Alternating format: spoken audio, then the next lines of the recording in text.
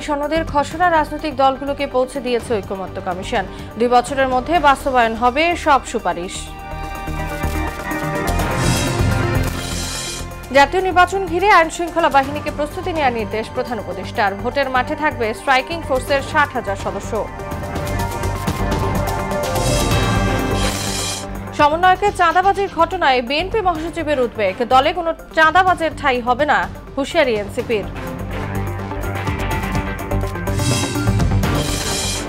এবং বার্ন ইনস্টিটিউটে মাইলস্টোনের আরেক শিক্ষার্থীর মৃত্যু।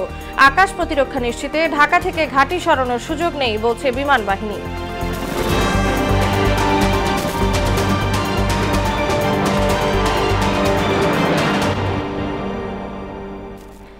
আসসালামু আলাইকুম, সবাইকে মোহনের সংবাদে স্বাগত। শুনছিলেন শিরোনাম, পুরো সংবাদের সঙ্গে আছি তাসনুবা বিনতে তাহের।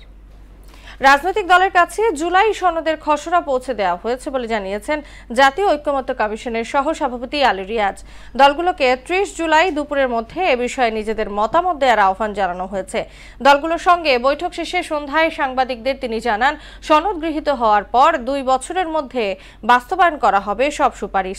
বিএনপি জামায়াত ত্রয়োদশ সংশোধনীতে ফিরতে চায় বলেও এ সময় জানান আলী রিয়াজ। গুরুত্বপূর্ণ 20 সংস্কার প্রস্তাবের মধ্যে 12টিতে রাজনৈতিক ঐক্যমত হয়েছে বলে জানিয়েছেন কমিশনের সহসভাপতি আলী রিয়াজ। এদিকে 4 সাংবিধানিক ইস্যুতে ওয়াক আউটকে প্রতীকী বলে মন্তব্য করেছেন বিএনপি নেতা সালাউদ্দিন আহমেদ। এদিকে আগামী নির্বাচন ঘিরে দলীয় ইশতেহারে দুর্নীতিমুক্ত বাংলাদেশ গড়ার ঘোষণা থাকতে হবে বলে মন্তব্য করেছেন জামায়াতের নায়েবে আমির আব্দুল্লাহ মোহাম্মদ তাহের। ওবায়দুল হক মারুফের রিপোর্ট। রাজধানীর ফরেন সার্ভিস একাডেমিতে জাতীয় ঐকমত্য কমিশনের সঙ্গে বৈঠকে সরকারি কর্ম কমিশন, দুদক, মহাহিসাব নিরীক্ষক ও নিয়ন্ত্রক এবং ন্যায়পাল নিয়োগ ইস্যুতে আলোচনা শুরু হয়। আলোচনার এক পর্যায়ে সভা ত্যাগ করে বিএনপি, তবে কিছুক্ষণ পরেই ফিরে আসেন বৈঠকে। এর খানিক পর ফায়ার অ্যালার্ম বেজে ওঠায় প্রায় 25 মিনিটের জন্য বৈঠক স্থগিত হয়ে যায়। বিএনপির ওয়াকআউটের প্রতিক্রিয়া জানায় এনসিপি সহ অন্যান্য রাজনৈতিক দল। তো আমরা কোনো একটা দলের নীতি আদর্শ বা কোনো একটা দলের গঠনতন্ত্র ঠিক করার জন্য আমরা এখানে বসি না। আমরা গোটা জাতির প্রত্যাশার জায়গাগুলোকে কিভাবে রাষ্ট্রীয় কাঠামোর মধ্য দিয়ে পূরণ করা সম্ভবপর হবে সেরকম একটা কাঠামো বিনির্মাণের জন্যই কিন্তু আমরা এখানে বসেছি। আমরা বিগত সময়ে দেখেছি হারুন বিপ্লবের মতো কুখ্যাত অফিসাররা তৈরি হয়েছিল। এরকম কোনো সিস্টেম আমরা আর ইনস্টল করতে চাই না। জামায়াতের নায়েবে আমির আব্দুল্লাহ মোহাম্মদ তাহের দলীয় স্বার্থের ঊর্ধ্বে উঠে দেশ ও জাতির কল্যাণ হয় এমন সিদ্ধান্ত নিতে সবার প্রতি আহ্বান জানান। যোগ্য লোকেরা যদি সেখানে না থাকে প্রশাসনে বা তাহলে দেশটা দুর্বল হয়ে যাবে। এই জন্য আমরা চাচ্ছি প্রেতাত্মাকে আমরা দূর করে দিই। এই জন্য দোয়া দুরুদ সূরা টুরা যা পড়া দরকার আমরা এই কমিশনে পড়ি প্রেতাত্মাকে দূর করিয়া, যাতে করে প্রেতাত্মাহীন একটি উন্নত সচিবালয়, উন্নত সরকারি কর্মকর্তা দেশকে ভালোবাসে যোগ্যতার ভিত্তিতে আসবে, এটা নিশ্চিত করা দরকার। ওয়াক আউটকে প্রতীকী উল্লেখ করে বিএনপি নেতা সালাউদ্দিন আহমেদ জানান, প্রস্তাবিত সংস্কারে নির্বাহী বিভাগের ক্ষমতা সীমিত হবে, যা রাষ্ট্র পরিচালনায় জটিলতা সৃষ্টি করবে। এখন সাংবিধানিক যে সমস্ত প্রতিষ্ঠানের নিয়োগ এবং সংবিধিবদ্ধ বিভিন্ন প্রতিষ্ঠানের নিয়োগ সংক্রান্ত যে নিয়ন্ত্রণটা করতে চাচ্ছে সাংবিধানিকভাবে, সেটা যদি হয় তাহলে নির্বাহী বিভাগের কার্য সম্পাদনে এবং সঠিকভাবে একটা ভারসাম্যমূলক সরকার ব্যবস্থা এবং রাষ্ট্র ব্যবস্থা পরিচালনার ক্ষেত্রে প্রতিষ্ঠা করার ক্ষেত্রে অনেকটা বাধা পেতে হবে। এর আগে সূচনা বক্তব্যে কমিশনের সহসভাপতি আলী রিয়াজ বলেন, গুরুত্বপূর্ণ 20টি সংস্কার প্রস্তাবের মধ্যে 12টিতে রাজনৈতিক ঐকমত্য হয়েছে। ইসির আলোচনার সময় বলেছেন বাকিগুলোর আলোচনা উপস্থিত থাকবেন না, এটাই তারা অংশগ্রহণ করতে চাচ্ছেন না, কারণ তারা এগুলোকে সংবিধানে এইভাবে বিস্তারিতভাবে ইনক্লুশনের বিরুদ্ধে। ওবায়দুল হক মারুফ, মোহনা সংবাদ, ঢাকা। আগামী সংসদ নির্বাচনে 60,000 সেনা সদস্য মোতায়েন থাকবে বলে জানিয়েছেন প্রধান উপদেষ্টা প্রেস সচিব। সোমবার রাষ্ট্রীয় অতিথি ভবন যমুনায় আইন শৃঙ্খলা পরিস্থিতি নিয়ে এক পর্যালোচনা সভায় এ সিদ্ধান্ত হয়। প্রেস সচিব জানান, নির্বাচনের আগে প্রশাসনের রদ বদল ও 1.5 লাখ পুলিশের প্রশিক্ষণ দেয়া হবে। ওবায়দুল হক মারুফকে সঙ্গে নিয়ে রেজা খানের প্রতিবেদন। আগামী জাতীয় সংসদ নির্বাচন ঘিরে রাষ্ট্রীয় অতিথি ভবন যমুনায় প্রধান উপদেষ্টা অধ্যাপক মোহাম্মদ ইউনূসের সভাপতিত্বে আইন শৃঙ্খলা প্রস্তুতি বিষয়ক পর্যালোচনা সভা অনুষ্ঠিত হয়। সভা শেষে প্রধান উপদেষ্টার প্রেস সচিব শফিকুল আলম সাংবাদিকদের বলেন, আগামী নির্বাচনে সেনাবাহিনীর প্রায় 60,000 সদস্য দায়িত্ব পালন করবেন। সেনাবাহিনীর তরফ থেকে বলা হয়েছে যে প্রায় 60,000-এর মতো ট্রুপস এই নির্বাচনী ডিউটিতে থাকবেন। আমরা আশা করছি যে এই নির্বাচনের সময় তাদের একটা বলিষ্ঠ ভূমিকা থাকবে এবং তারা মূলত স্ট্রাইকিং ফোর্স হিসেবে থাকবেন আইন শৃঙ্খলা পরিস্থিতি নিয়ন্ত্রণের জন্য। নির্বাচনের আগে প্রশাসনের রদবদলের পাশাপাশি সেপ্টেম্বর, অক্টোবর ও নভেম্বর মাসে 1.5 লাখ পুলিশ সদস্যকে প্রশিক্ষণ দেয়া হবে। সেপ্টেম্বর, অক্টোবর এবং নভেম্বরে 1.5 লক্ষ পুলিশের নির্বাচন বিষয়ে তাদেরকে ট্রেনিং দেওয়া হবে।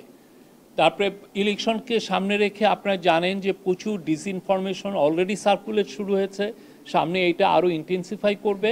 তো এইটাকে সামনে রেখে ন্যাশনাল ইনফরমেশন একটা সেন্টার, যেখানে খুব দ্রুততার সাথে এই ডিসইনফরমেশনগুলোকে আমরা ডিবাঙ্ক করতে পারবো। অতিরিক্ত শুল্ক নিয়ে মার্কিন চার্জ দ্য অ্যাফেয়ার্সের সঙ্গে প্রধান উপদেষ্টার আলোচনা হয়েছে জানিয়ে শফিকুল আলম বলেন, সন্ত্রাসীদের বিরুদ্ধে জিরো টলারেন্স নীতিতে আছে অন্তর্বর্তী সরকার। ইউএস চার্জ দ্য অ্যাফেয়ার্সকে জানিয়েছেন যে বাংলাদেশ গভর্নমেন্টের, ইন্টারিম গভর্নমেন্টের টপ প্রায়োরিটি হচ্ছে কাউন্টার টেরোরিজম। রেজা খান, মোহনা সংবাদ, ঢাকা। রংপুরের বেগম রোকেয়া বিশ্ববিদ্যালয়ের শিক্ষার্থী আবু সাইদ হত্যা মামলায় 30 আসামির বিরুদ্ধে আনুষ্ঠানিক অভিযোগ গঠনে রাষ্ট্রপক্ষের শুনানি শেষ হয়েছে। আগামীকাল হবে স্টেট ডিফেন্সের শুনানি। আজকে শুনানিতে চিফ প্রসিকিউটর বলেন, আবু সাইদ হত্যার মূল ঘটনা আড়াল করতে বারবার পোস্টমর্টমের রিপোর্ট পরিবর্তন করেছে বিশ্ববিদ্যালয় প্রশাসন এবং ছাত্রলীগ। এদিকে আশুলিয়ায় হত্যার পর লাশ পোড়ানোর মামলায় অভিযোগ গঠনের শুনানি হবে 7 আগস্ট। কাজী পাপ্পুর রিপোর্ট। জুলাই বিপ্লবের প্রথম শহীদ আবু সাইদ হত্যা মামলার আনুষ্ঠানিক অভিযোগ গঠনের শুনানি হয় সোমবার। এদিন ট্রাইব্যুনালে হাজির করা হয় গ্রেপ্তার 6 আসামিকে। তাদের উপস্থিতিতে আদালতে অভিযোগ পড়ে শোনান চিফ প্রসিকিউটর তাজুল ইসলাম। পরে এই বিষয়ে ব্রিফ করে প্রসিকিউশন টিম। এদিকে আসামি পক্ষের শুনানি হবে মঙ্গলবার। 24 জনের পক্ষে 4 জন স্টেট ডিফেন্স ট্রাইব্যুনাল ইতিপূর্বেই দিয়েছিলেন, তারা উপস্থিত ছিলেন। 6 জন উপস্থিত আসামির পক্ষে লয়ার ছিলেন। আজকে শুনানির হওয়ার পরে ট্রাইব্যুনাল অ্যাডজর্নমেন্ট দিয়েছেন এবং আগামীকাল আসামি পক্ষের বক্তব্য শ্রবণের দিন ধার্য হয়েছে। আজকে আমাদের পক্ষ থেকে লন্ডনের চিফ প্রসিকিউটর মামলার অভিযোগের সমর্থনে আমাদের কতগুলো ডকুমেন্ট আছে, কি কি ডকুমেন্ট আছে, কতগুলো সাক্ষী আছে, সমস্ত বিস্তারিত বিবরণ তুলে ধরেছেন। আমাদের কাছে যত ডকুমেন্ট আছে এবং এভিডেন্স আছে তাতে প্রাইমা ফেসি কেস আমরা মেড আউট করতে সক্ষম হয়েছি এবং তাদের বিরুদ্ধে অর্থাৎ পলাতক এবং উপস্থিত সকল আসামির বিরুদ্ধেই চার্জ হবে। এছাড়া আসলে হত্যার পর 6 লাশ পোড়ানোর মামলায় সাবেক এমপি সাইফুল ইসলাম সহ 8 আসামির পক্ষে 2 জন স্টেট ডিফেন্স নিয়োগ দিয়েছেন ট্রাইব্যুনাল 2। পলাতক আসামিদের জন্য স্টেট ডিফেন্স নিয়োগ হয়ে আগামী 2 জন 8 জন পলাতক আসামির জন্য 2 জন স্টেট ডিফেন্স নিয়োগ করা হবে। অনারেবল ট্রাইব্যুনাল স্টেট ডিফেন্স নিয়োগ করবেন এবং চার্জের জন্য দিন ধার্য হয়েছে। লক্ষ্মীপুরে গুলি করে 5 জনকে হত্যার ঘটনায় মানবতা বিরোধী অপরাধের মামলায় সদর উপজেলা আওয়ামী লীগ সভাপতি হুমায়ুন কবির পাটোয়ারি সহ 2 আসামিকে কারাগারে পাঠানোর নির্দেশ দিয়েছেন ট্রাইব্যুনাল 2। কাজী পাপ্পু, মোহনা সংবাদ, ঢাকা। সমন্বয়কদের চাঁদাবাজির ঘটনায় উদ্বেগ জানিয়েছেন বিএনপি মহাসচিব মির্জা ফখরুল ইসলাম আলমগীর। বলেন, ফ্যাসিবাদের বিচার না করে নিজেদের মধ্যে বিভেদের সুযোগ নিচ্ছে ফ্যাসিস্টরা। গণতন্ত্রে উত্তরণের পথে বাধা সৃষ্টি করে বিএনপিকে বেকায়দায় ফেলা যাবে না বলেও মন্তব্য করেন তিনি। তানজিদ ভূঁইয়ার প্রতিবেদন। সোমবার সকালে রাজধানীর শাহবাগে জুলাই গণঅভ্যুত্থান দিবস উপলক্ষে বিএনপির মাসব্যাপী কর্মসূচির অংশ হিসেবে যুবদলের এই গ্রাফিতি অঙ্কন কর্মসূচি। সবসময় যুবদল রাজপথে ছিল, আগামীতেও রাজপথে থাকবো ইনশাল্লাহ। গণতন্ত্রের প্রধান যে দরজা, সেই দরজা উন্মুক্ত না হওয়া পর্যন্ত, অর্থাৎ মানুষের ভোটের অধিকারকে ফিরিয়ে না আনা পর্যন্ত আমরা রাজপথের মাঠ থেকে সরে যাব না। এতে অংশ নিয়ে বিএনপি মহাসচিব বলেন, অন্য কোনো দেশের কাছে মাথা নত নয়, দ্রুত গণহত্যার বিচার নিশ্চিত করতে হবে। বিভিন্ন চাপ সৃষ্টি করে আমাদেরকে বেকায়দায় ফেলার জন্য সেই চেষ্টা করে কোনো লাভ হবে না। এই দেশের মানুষ লড়াই করেছে, লড়াই করতে জানে, লড়াই করে স্বাধীনতা এনেছে, লড়াই করে গণতন্ত্র রক্ষা করেছে। 1 বছর হয়ে গেল, হাসিনার বিচার কাজ পুরো শুরু হয়ে গেল। এ সময় সমন্বয়কদের চাঁদাবাজির ঘটনায় দেশের ভবিষ্যৎ নিয়ে শঙ্কা প্রকাশ করেন বিএনপি মহাসচিব। 5 জন সমন্বয়কারীকে গ্রেফতার করেছে পুলিশ। তারা জোর করে একটি বাড়ি থেকে, একজন সাবেক সংসদ সদস্যের বাড়ি থেকে 50 লক্ষ টাকা আদায় করে নিজেদের মধ্যে কোন্দলে লিপ্ত হয়েছি, যা বাংলাদেশকে আরো পেছনে ঠেলে দিতে পারে। এদিকে নয়াপল্টনে বিএনপির কেন্দ্রীয় কার্যালয়ে এক অনুষ্ঠানে দ্রুত নির্বাচন আয়োজনের দাবি জানান দলের সিনিয়র যুগ্ম মহাসচিব রুহুল কবির রিজভী। যে সংস্কারগুলো করা দরকার, সেই সংস্কারের প্রতি সম্প্রতি সবাই তো জানে, এই নিয়ে তো আর কথা বলার দরকার নেই। কিন্তু এইটার কথা বলে, এটার ধোয়া তুলে নির্বাচনকে প্রলম্বিত করা, গণতন্ত্রই যদি মুখ্য উদ্দেশ্য হয় তাহলে নির্বাচন বিলম্বিত হবে কেন? আসন্ন নির্বাচন মানুষ যাতে নির্ভয়ে করতে পারে, ভোটাররা যাতে নির্বিঘ্নে ভোট কেন্দ্রে যেতে পারে, সেই পরিবেশ তৈরি করার দায়িত্ব হচ্ছে অন্তর্বর্তী সরকারের। এ সময় দলমত নির্বিশেষে চাঁদাবাজদের বিচার নিশ্চিতের দাবিও জানান তিনি। দেশে সুশাসন নিশ্চিত করা, চাঁদাবাজদেরকে ধরা, দখলদারদেরকে ধরা, তার রাজনৈতিক পরিচয় যাই থাক না কেন। তানজিদ ভুইয়া, মোহনা সংবাদ, ঢাকা। 5 আগস্টের মধ্যে জুলাই সনদ ও জুলাই ঘোষণাপত্র চূড়ান্ত করার দাবি জানিয়েছেন জাতীয় নাগরিক পার্টির আহ্বায়ক নাহিদ ইসলাম। এই সময়ের মধ্যে বিচার সংস্কার ও নতুন সংবিধানের প্রতিশ্রুতি নিশ্চিতের দাবিও জানান তিনি। আর এনসিপি কখনোই চাঁদাবাজদের অভয়ারণ্য হবে না বলে মন্তব্য করেছেন দলটির মুখ্য সংগঠক হাসনাত আব্দুল্লাহ। বিকেলে জামালপুর ও ময়মনসিংহে পথসভায় এসব কথা বলেন তারা। প্রতিনিধিদের তথ্যে ডেস্ক রিপোর্ট।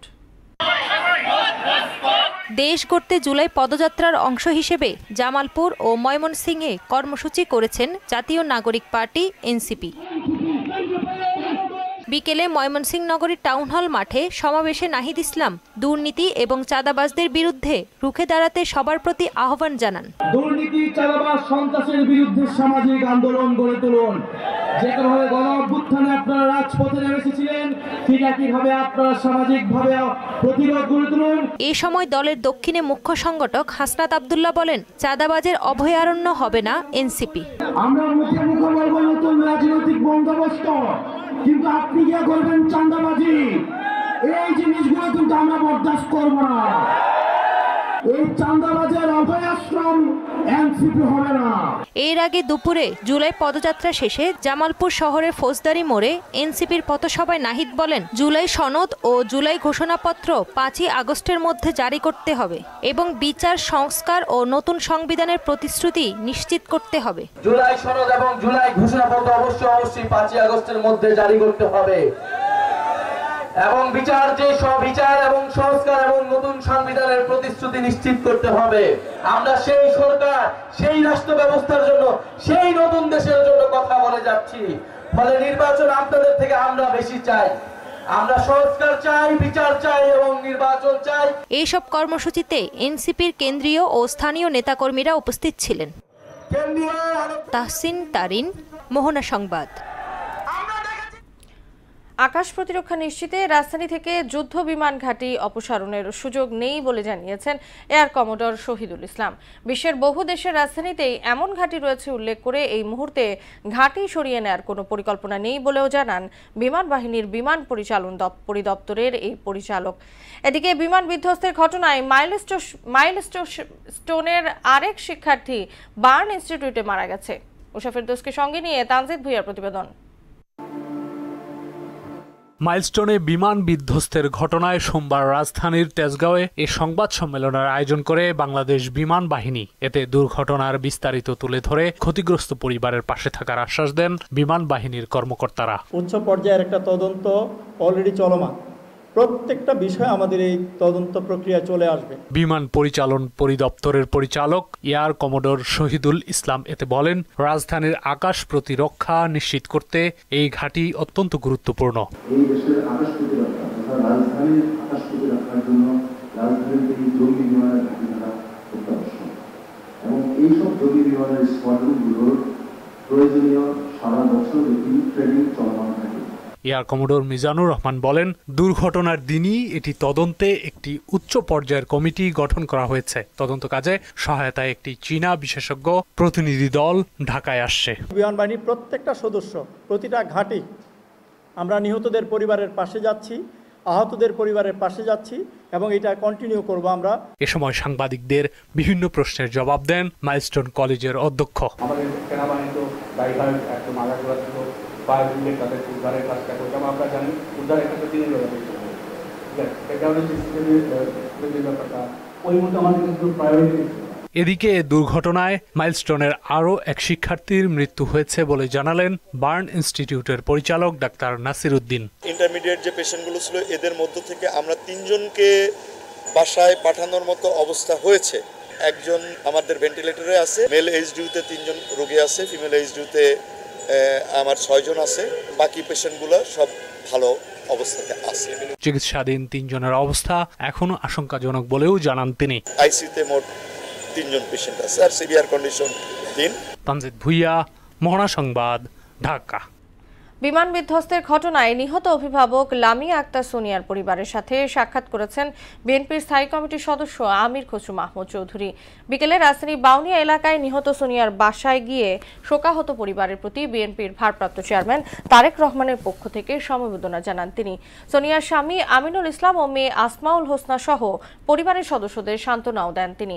এ সময় ঢাকা মহানগর উত্তর বিএনপির সদস্য সচিব মোস্তফা জামান তার সঙ্গে ছিলেন।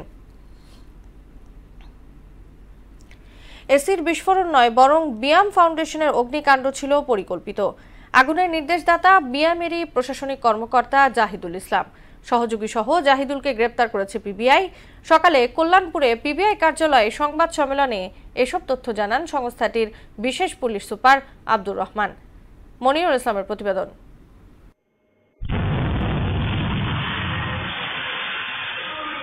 27 ফেব্রুয়ারি রাতে বিকট শব্দে কেঁপে ওঠে বিয়াম ফাউন্ডেশনের ৫ম তলা। নিমেষেই পুড়ে ছাই হয়ে যায় সমিতির দলিল, নামজারি, ব্যাংক হিসেব, জমি কেনার চুক্তিপত্র সহ আসবাবপত্র এবং ইলেকট্রনিক্স সামগ্রী।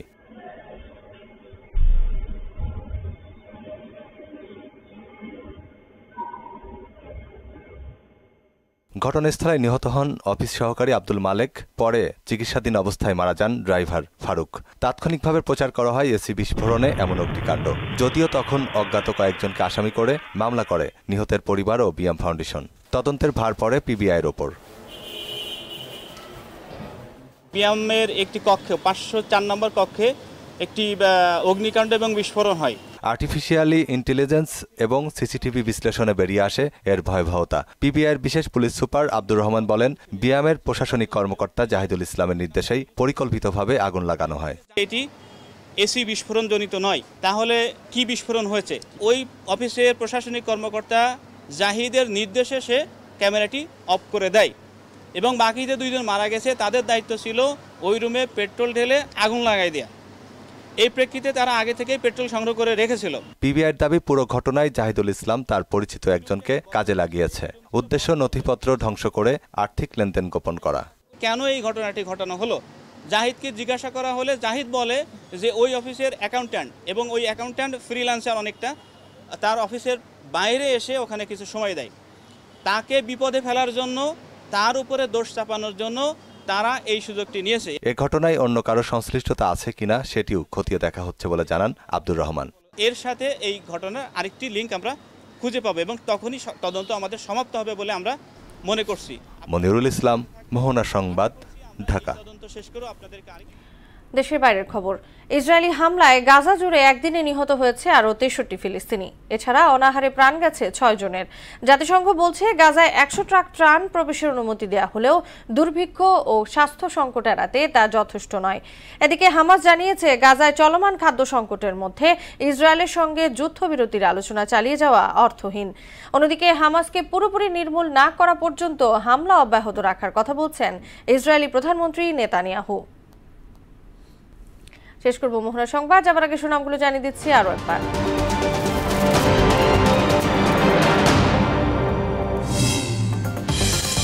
জুলাই সনদের খসড়া রাজনৈতিক দলগুলোকে পৌঁছে দিয়েছে ঐক্যমত্য কমিশন।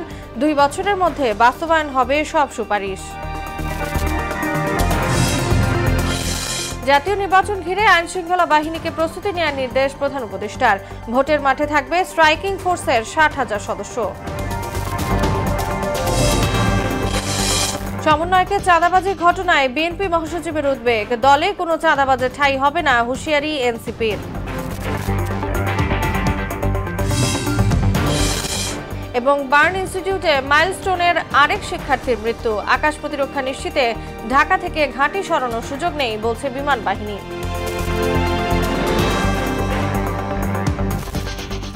এই ছিল মোহনা সংবাদে। পরবর্তী সংবাদ রাত 12টায়। মোহনার সবশেষ খবর জানতে ভিজিট করুন www.mohana.tv।